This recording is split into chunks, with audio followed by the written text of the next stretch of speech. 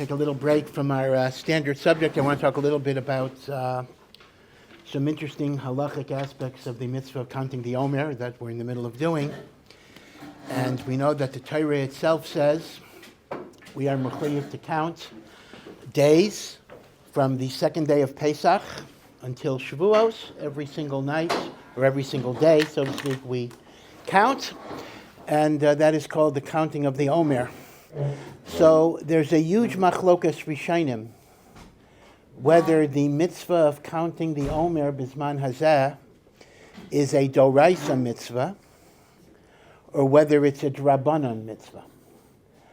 The Rambam shita is that Sefiras HaOmer is the araisa because the Torah says you're supposed to count this period of time, and the idea is you're connecting freedom with Matan Torah. And therefore, the Rambam shita is Sefiras HaOmer is a chiyuv de'araisa even bisman hazeh. However, Tosfos and most rishonim, actually say that Sefiras HaOmer bisman hazeh is only midrabanan because, as the very word Sefiras HaOmer connotes, on the second day of Pesach, which in Eretz Yisrael is Chol HaMoed, a barley offering was brought in the Beis HaMikdash. That's called Omer. Omer is just the measure of the barley. And the Torah says, you shall count from the bringing of the Omer. The Torah does not say directly, count from the second day of Pesach. It says, bring the Korban Omer and count. So Tosfos in Menachos says that the chiyuv d'oraisa of counting the Omer, counting the days, is only when there's a korban ha'omer. When there's no korban ha'omer, there is no chiyuv d'oraisa to count at all. It is only what is called zecher lemikdash. We count because it is a zecher, it is a commemoration of what was done when there's a Beis HaMikdash. This is a huge machlokas. According to the Rambam, who's a das yochid, Sefiras HaOmer bisman hazeh is the araisa even without the korban ha'omer. According to Tosfos and Menachos and most rishonim, Sefiras HaOmer bisman hazeh is only a zecher lemikdash, and it's only midrabanan. Now you may ask a kasha, which is an obvious answer for it, but we make the bracha on the Sefira asher kiddishanu b'mitzvosav v'tzivanu. Hashem sanctified us with His commandments, and He commanded us to count the HaOmer. How could that be? Like the Rambam, Hashem commanded us. But like Tosfos and Menachos, Hashem didn't command us. How can I make the bracha asher kiddishanu b'mitzvosav on something that's only a chiyuv d'rabanan? But in truth, this is a question that permeates everything. How do I make a bracha on Ner Chanukah? Asher kiddishanu b'mitzvosav v'tzivanu lahadlik Ner Chanukah. Ner Chanukah is 1,000% midrabanan. It's not a chiyuv d'oraisa. Reading Megillah is a din d'rabanan. Lighting Shabbos candles is a din d'rabanan. Meaning, we make a gazillion brachos on mitzvos d'rabanan, even though we say the words asher kiddishanu b'mitzvosav. So the truth is, the Rambam answers it, although the Rambam doesn't need this answer for counting of the HaOmer because he says it's d'oraisa. But the Rambam answers that since the Torah commands us to listen to the takanos and the gezeros of the chachamim, every drabanan turns into a d'oraisa. Meaning, Hashem didn't command us to light Hanukkah candles. That's true. But Hashem commanded us to listen to the chachamim. So if the chachamim, this is leisasser, do not turn away from what they tell you to the right or to the left. So therefore, I can say asher kiddishanu b'mitzvosav even on the rabbanan. Again, this is not at all a unique problem to Sefiras HaOmer. Kama v'kama v'kama mitzvahs are d'rabanan, and we make the bracha asher kiddishanu b'mitzvosav. Now, unfortunately, people sometimes have a mindset. They say, "Oh, it's only d'rabanan," as if to say, "That's d'rabanan, not so important." So first of all, you see, according to the Rambam, that every chiyuv d'rabanan becomes a chiyuv d'oraisa because of leisasser. Right? That's one thing. Now, the question you might ask, though, is, so lahalacha, is there a nafkamina whether Sefiras d'rabanan or Sefiras d'oraisa? Like, what is the difference? If bein kach u bein kach, I have to count. And especially if the d'rabanan also becomes a d'oraisa, So l'may nafkamina, is it just theoretical, or is there a practical difference if Sefira is the Rabbanan or Sefira is the Oraisa? So actually there is a practical nafkamina. It's not going to be nogeya to you in yeshiva, but it actually will be very, very nogeya, or maybe it was nogeya if you were in Chutz La'aretz, and or will be in Chutz La'aretz before Shavuos, and that is the problem of counting Bein Hashmashas. We know that a new day begins when it's night, right? According to Jewish law, according to halacha, the day begins with the night. Now, night is Seisa Kochavim, when 3 stars are visible. The period between sunset, Shkia, and Seisa Kochavim is twilight, is the typical English description of it. And I'm not going to get into the huge sugya of how much time elapses, but there is a period between the setting of the sun and the visibility of the stars, twilight. That is called Bein Hashmashais. And Bein Hashmashais in halacha is a suffix. Whether it's yom, it still belongs to the old day, or a suffix whether it's night, or a suffix if in the middle of Bein Hashmashas there's somehow a transition to night. Bein Hashmashas is a suffix yom, a suffix laila. Now, because Bein Hashmashas is a suffix yom, suffix laila, you generally have to be machmer on both sides of it. This is why Shabbos must start no later than sunset. Reason is very simple. Because if Bein Hashmashas is night, it's already Shabbos. Now, maybe it's day, so it's still Friday, but maybe it's night. So I got to be machmer. But Shabbos cannot end at sunset, because maybe Bein Hashmashas is still day. That's why Shabbos, by definition, Shabbos Yom Kippur, is more than 24 hours long. You don't go from sunset to sunset.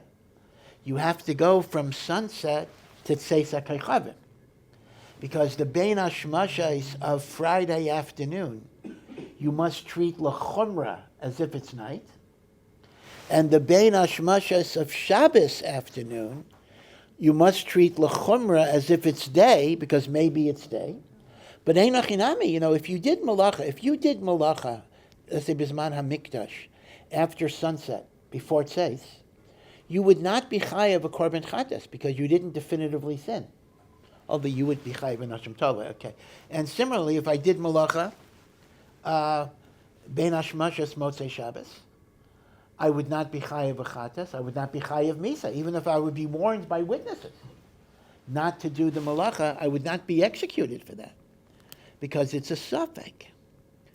Now that's why, for example, let's take a bris. If a baby is born, let's say, after sunset, before tzeis, now you can't do a bris before the 8th day. So let's take 2 situations. Scenario 1 is the baby is born Monday after sunset. Now, if Bein Hashmashas is day, this is a Monday baby, whose bris would be on Monday, next Monday. If, on the other end, Bein Hashmashas is night, he's a Tuesday baby. So doing the bris on Monday would be no good, because Monday would be day 7. So when a baby is born Bein Hashmashas, you have to make the bris later rather than earlier, because a later bris is kosher. A late bris is kosher. An early bris is not kosher. So therefore, if I'm mesupik, if a baby is a Monday baby, because Bein Hashmashas is daytime still, or a Tuesday baby, because Bein Hashmashas is night, I got to do the bris on Tuesday. Now it's true that if Bein Hashmashas is daytime, doing it on Tuesday is the 9th day. That's true. So it's either the 8th or the 9th, but doing it on the 8th or the 9th is much, much better than doing it on the 7th or the 8th. Because the 7th or the 8th, you're not sure that you have a good bris. 8 or 9, for sure you have a kosher bris. Now, things get very interesting when you have Bein Hashmashas Friday afternoon. We know that a bris can be done on Shabbos only if it's the 8th day. Any bris that is not done on the 8th day for medical reasons or the like, you cannot do on Shabbos. So, let's look at this. The baby is born after sunset, Friday afternoon, before the stars are out. whatever. Again, that's a huge sugya when that happens, but before it says Kochavim. So he's either a Friday baby, in which case the bris would be done on Friday, had I known that, or he's a Shabbos baby, if Ben Hashmashas is night, so the bris would be done on Shabbos. So you might think, well, he's either a Friday baby or a Shabbos baby. So the same way that I said, if he's either a Monday baby or a Tuesday baby, just do the bris on Tuesday. You might think, if I don't know if he's a Friday baby or a Shabbos baby, do the bris on Shabbos, next Shabbos. Not going to work. Because if he's a Friday baby, Shabbos is day 9. And you can't do a Shabbos bris on day 9. So what you have to do when a baby is born Bein Hashmashas on Friday is you have to do the bris on Sunday. Now the thing is, Sunday is 100% not the 8th day.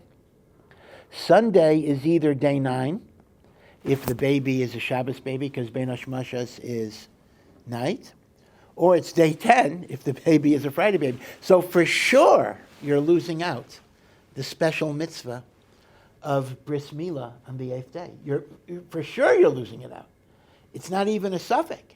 And yet, that's unavoidable, because you're not allowed to be Mechalel Shabbos unless you know for sure it's a Shabbos baby, Shabbos birth. And since Bein Hashmashas, it might be a Friday birth, I can't do it on Friday because it's too early. I can't do it on Shabbos because maybe he is a Friday baby, and therefore Shabbos is Milah Shelo Bizmana. So Behechrich, you got to do it on Sunday. Now, again, I'm not giving you actual halacha l'maisa, because l'maisa in Yerushalayim, there are many, many different shitas that a certain number of minutes after Shkia is not yet Bein Hashmashas, because this gets into a huge issue, that because of the mountains to the west of Jerusalem, Shkia in Yerushalayim is earlier, a few minutes earlier, than Shkia at sea level. And if you look at Shkia at sea level, therefore you have a certain number of minutes, around 4 to 5 or even 10 minutes after. So that's a huge, complicated question. So, Mirz Hashem, if any of you, when you get married and you have a child that's born Friday afternoon after Shkia, talk to a posek who is conversant with the minhagim of Yerushalayim, whether it is Ben Hashmashas, because a certain number of minutes after Shkia, this may also be relevant for Mincha, by the way. You're not supposed to have Mincha after Shkia, but depending on how you define Shkia, you may have a few minutes after Mincha to be able to daven Mincha, because once again, the idea is that the mountains to the west actually obscure the sun a few minutes earlier than you would have Shkia at sea level, and there's a huge, huge machlokas, many, many minhagim, whether those mountains would allow for a halachic definition of Shkia to be a little later. Okay. Now, why is this relevant to the Omer? So those of you who remember America, the old life, know that typically shuls do not wait for Tzeitzek Kochavim to daven Ma'ariv. They daven Mincha, and they daven Ma'ariv right away, hopefully after Shkia. So the question is, are you allowed to count the new day of the Omer in the period of Bein Hashmashas? Now, if the counting of the Omer is a Torah commandment, so what is our principle on Torah commandments? Safek d'oraisa. Any safek, any doubt pertaining to a mitzvah d'oraisa, l'chumra, you must err on the side of stringency. So, if the new Omer date, let's say the new Omer date is going to be 15, let's make up a date. But if it's Bein Hashmashas, I don't know if it's 14 or 15, then on like the Rambam, I would have to be machmir, and I cannot count the new day until it says HaKochavim. So I wouldn't be allowed to count Bein Hashmashas, because Safek D'Oraisa L'Chumra. Ma she'ein kain, according to most Rishonim and Taisus and Menachos, if the counting of the Omer Bizman Hazeh is a dirabanan, so Safek on Inyanim of Rabbanan, I can give myself the benefit of the doubt. So if I'm Mesupek, if Bein Hashmashas is the new day or the old day, I'm allowed to be mekel, right? And therefore I would be allowed to do the mitzvah bein hashmashas. So the way we paskin the halacha is this. We want to be choshesh for the shita of the Rambam. So ideally, if you're in a minyan that's counting Sefira early, ideally you should do it later. You should do it later in order to be Makayim the Rambam's Deya. But if you're the Chazan, you're the one that, let's say, would be counting, so in such a situation, you are allowed to make the bracha and you are allowed to count, but then you should count again after Tzesa Kochavim without a bracha. That way, you are Yotzei the Da'oraisa, even according to the Rambam, but you are permitted to make the bracha based on the Shitos that say Sefiras HaOmer is Drabanan. And by the way, even if you're not the Chazan, if you are afraid that you might forget, it would still be, it would be Kedai to count with the bracha. And then try to recount if you remember, because obviously it is better to count in Bein Hashmashos and be Yotzei like most Rishayim than to totally forget to count. So if there is any risk that you feel that you may forget to count, then even if you're just davening with the tzibur, you should. But if you're going to remember, you have a wristwatch that's going to go off, or whatever it is, then it's actually better to not make the bracha until it's going to be dark. Okay, so that's a little bit of the machlokas, the nafkamina in machlokas. If Sefira Bisman Hazeh is the Oraisa or the Rabbanan. Now, we know that the Gemara tells us that the mitzvah of counting involves a mitzvah of counting days and a mitzvah of counting weeks. We count both weeks and we count days.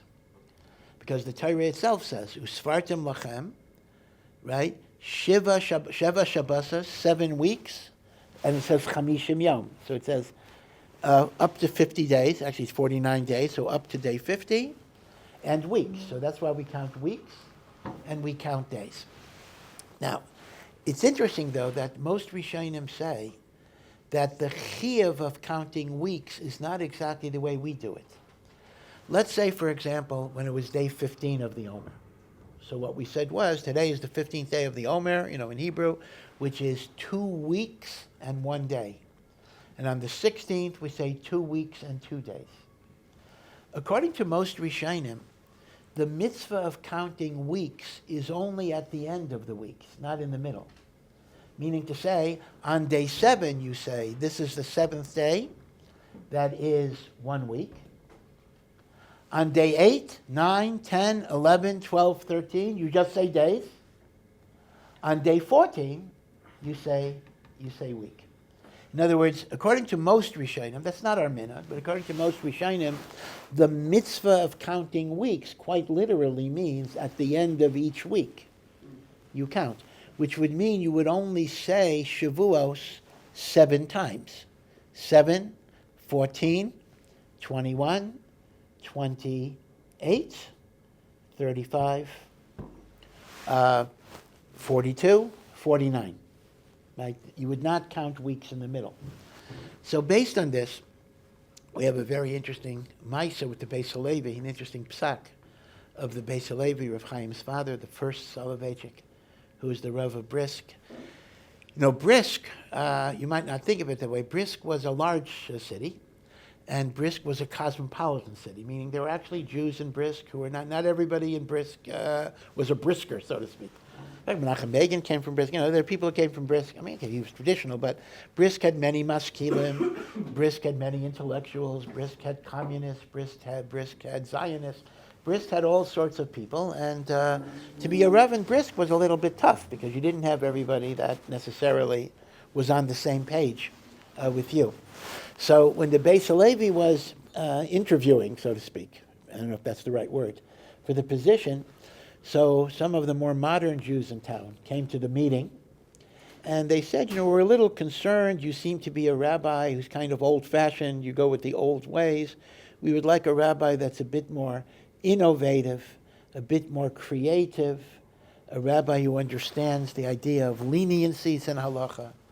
These were not like Stam Reform Jews. They were knowledgeable Jews. They probably were even Shomer Shabbos, but they just wanted a more modern cosmopolitan type of rabbi. So the Beis Halevi said, he says, what are you worried about? He says, I'm very modern, I'm very progressive. I have many interesting kulas in halacha. I have leniencies in halacha. So all of a sudden, the modern group was very, very interesting. What are you going to tell us? This and that. So he said, I'll tell you the following. Everybody knows that if you miss a whole day in the counting of the Omer, a whole day, in other words, I just skipped a day, I can no longer make a bracha on the rest of the period. And that's because since the Torah describes tamimos, the counting must be complete. If you missed a whole day, I'll talk about it if you remembered it in the daytime, but if you simply missed a whole day, you can no longer make a bracha because your counting is not going to be complete. Everybody knows that. So the Beis Halevi says, listen to my leniency. Since there are two mitzvahs here, a mitzvah to count days and a mitzvah to count weeks, and each of them need to be complete, my chiddush is, even if a person is incomplete on the days, he could still make a bracha if he's complete on the weeks. Therefore, says the Beis Halevi, let's imagine a person skipped day 8. So he can no longer count 9, 10, 11, 12, 13 with a bracha, because his counting of days is not going to be complete because he missed a day. But just because he's not complete on the days, he can still be complete on the week. So if he didn't miss day 7, he could count day 14 with the bracha, day 21 with the bracha, day 28 with the bracha, day 35 with the bracha, day 42 with the bracha, day 49 with the bracha. So every 7 days, he could say the bracha, because we apply the rule of tamimais on weeks, even if he forfeited tamimais on days. Now, enochinami, if he missed day 7 or day 14, farfallen, then he's lost tamimais both on weeks and on days. Well, suffice it to say, this was not the type of leniency that was particularly of interest to the maskilim. So this is kind of a little bit of a shtuck. Basically, he says, you see, I'm lenient too. I have kula, so whatever. So they weren't so happy, but nevertheless, the Beis Halevi did become the Rav and accomplished very, very great things there. But that's an interesting chiddush. The Mishnah does not bring it. So halacha, it seems that we don't segregate the weeks and the days in that way. And if you miss a day, you miss a day, and you can no longer count with a bracha. And what you try to do is you try to hear the bracha if you're going to a minyan, and be yaitse with the chazan, or be yaitse with whoever makes the bracha. Because again, if you're at home, if you're b'yechidus, you'll have to count without a bracha, which is not optimal. So you're mishtadel to try to hear the bracha from somebody. Now, just to refine this halach a little bit more, and I just want to explain the lumdus of it. I'm sure everybody knows this rule because it happens to almost everybody in the course of Sefira. I forgot to count at night. So what is the procedure? I count the next day without a bracha. And if I count the next day without a bracha, I can resume my counting at night with a bracha, right? So everyone gets that basic halacha. I skipped day 8 at night. So what I can do is I can count day 8 in the daytime without a bracha. And if I count day 8 in the daytime without a bracha, that night for day 9, I can now make a bracha and continue my bracha for the rest of Sefira. And no matter how many times that happened, no matter how many nights I miss, I never lose the bracha if I count the next day without a bracha, and then I regain my ability to make a bracha. Okay, that's the halacha psuka that, as I say, almost everybody has probably experienced one way or the other. Yeah. What is the problem of making the bracha during the day? Okay, so let me explain this. So what is the lumdus of what's going on? So here's the thing.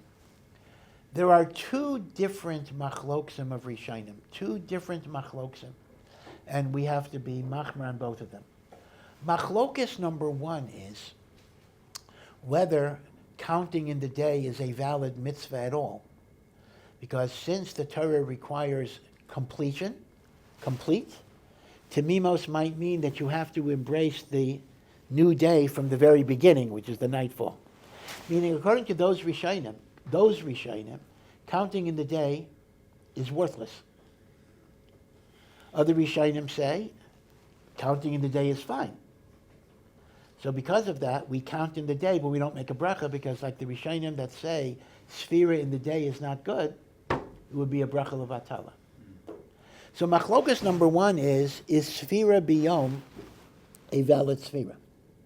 Now, there's another machlokas, totally not connected, and that is, if you miss a day, can I continue to count? Meaning some Rishonim actually say every day is a separate thing. After all, we say a separate bracha every day. So, according to those Rishonim, if you miss a day, you could actually continue counting with a bracha. So we have two different machlokas. One machlokas is a Sefira valid biyom? A second machlokas, unrelated, is a Sefira valid if you missed a whole day? Now, when these things exist in isolation, we have to be machmer. So, if I miss the night and I come to count in the day, we tell a person, well, maybe you're yotzei, maybe you're not yotzei, counting in the day. So count without a bracha, so it shouldn't be a bracha levatala.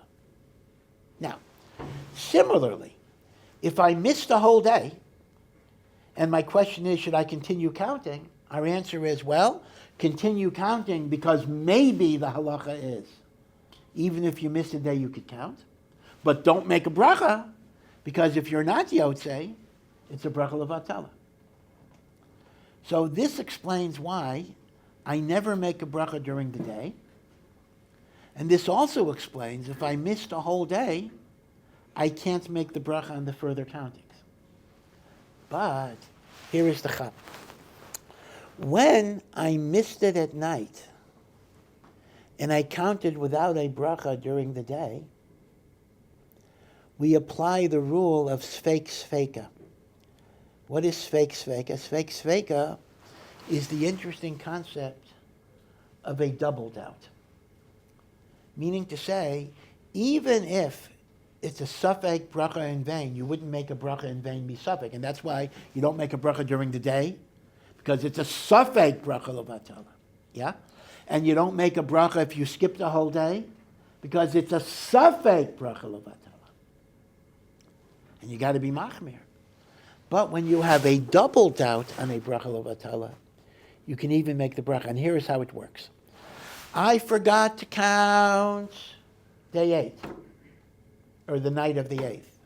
But I counted in the daytime without a bracha. So now it's day 9. So here's the thing. We have a double doubt.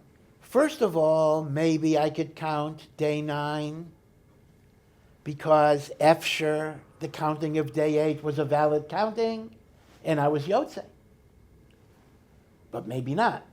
But even if you're going to say day 8 is not a valid counting, but maybe I could make a bracha even if I skipped a day. In other words, in order to take away the bracha, you'd have to resolve two doubts l'chumra. You would have to say a daytime counting doesn't count, and you would have to say if I skipped a day, I lose the bracha. When you have to be machriya two sveikas l'chumra, sveika says you could be mekel. Okay, again, be sure you understand this. If I skip a whole day, for me to make a bracha mikan haba is only a single suffix. If you skip a day, can you make a bracha or not? That's a single suffix. A single suffix, you got to be machmir on bracha levatala. Or vice versa. If I forgot to count at night, but I counted in the day, I also can't make a bracha because that's a single suffix. Is counting in the day valid or not? So when you have a single suffix, is it a bracha levatala, is not a bracha levatala? you got to be strict. But the scenario of regaining your bracha when you count it in the day, I have a double suffix. Number one, maybe the day counting was good. And even if the day counting was not good, maybe even if I missed a day, I could count. So in order to take away the bracha, I got to resolve two doubts, l'chumra. I got to say, day counting is no good, and I have to say, if I miss a day, I can't count anymore. So when you have a double doubt, halacha says you're allowed to be lenient under that circumstance.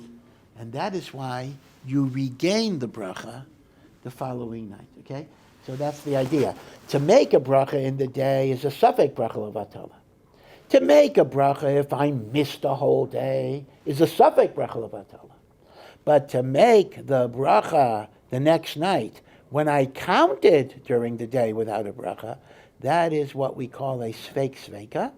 And a sfeik sveika we could be makel even on bracha levatala. Okay? So that's kind of the lumdus of the explanation of why you don't make a bracha in the day, but you can then make the bracha at night. Now so far I've mentioned two opinions. The Rambam Shita, that Sefira Bisman Hazeh is Da'oraisa, and Tosfos in Menachos and most Rishonim that say Sefira Bisman Hazeh is Drabanan. And the explanation of the Machlokas is fairly simple. Tosfos says Sefira is Toloi on the Korban of the HaOmer. We don't have the Korban of the HaOmer today. Therefore, it's only Zecher L'Mikdash. The Rambam understands that Sefira is not Toloi on the Korban of the HaOmer. So that's simple enough. Is it Toloi on the Korban or not Toloi on the Korban? But there is a third Shita.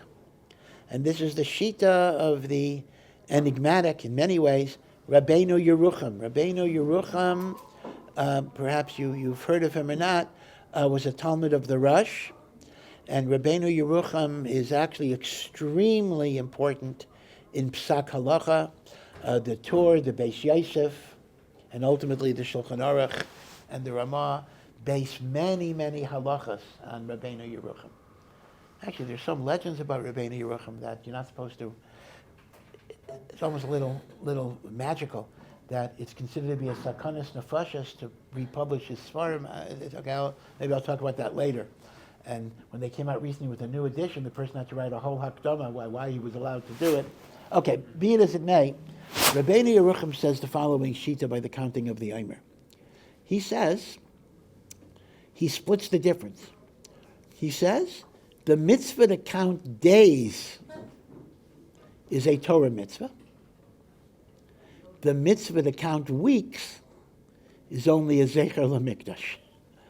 So he says, so unlike the Rambam that says everything is D'oraisa, and unlike Tosfos that says everything is Drabanan, says Rabbeinu Yerucham, Yamim are D'oraisa, Shavuos are Drabanan Zecher L'Mikdash. The question is, what's the lumdus here? You're either connecting it to the HaOmer or not connecting it to the HaOmer. How can you differentiate between weeks? But I want to point out that although we don't pass like Rabbeinu Yerucham, I think this would actually explain an interesting nusach that some Sfardim have. Some Sfardim say this. Let's say it's the 16th day of the HaOmer. So how do we say it? Hayom Shisha Asar Yom. This is the 16th day. Shehem Shnei Shavuos Ushnei Yamim Ba'omer, LaOmer, that's a separate thing. Okay. We put the word Ba'omer or LaOmer at the end of the sentence. But have you ever heard this nusach? Hayom Shisha Asar Yom Ba'omer Shehem Shnei Shavuos Ushnei Yamim. In other words, they put the Ba'omer or LaOmer, that's a separate issue. They put it after the days rather than at the end of the sentence. Have you ever heard that nusach? Some of you might even say that nusach, but there's a nusach. So it seems to me like Rabbeinu Yerucham, this actually makes perfect sense. Because since according to Rabbeinu Yerucham, the only part of the counting that's a doraisa is the days. So you want to put the word ba'omer or la'omer right after the days. Hayom shisha asar yom ba'omer. Because that's the Torah commandment. Shehem, shnei shvuos u'shnei yamim, that's the Drabanan. So even though we don't pass like Rabbeinu Yerucham, it could very well be that the origin of that nusach that put the word ba'omer in the first part of the sentence might in fact be connected with those yamim. Okay? So next time we'll explain a little bit what is the lamdas of Rabbeinu Yerucham, right? How is it yitachon that the yamim are taloi on the korban, the yamim are doraisa, like the Rambam says, but the shavuos are somehow taloi in the korban HaOmer mimanav shach. How do you split the difference that way? So we'll talk a little bit about it on Monday. Thank you for listening to this Ohr Somayach production. To find out more and to partner in our mission, please visit ohr.edu.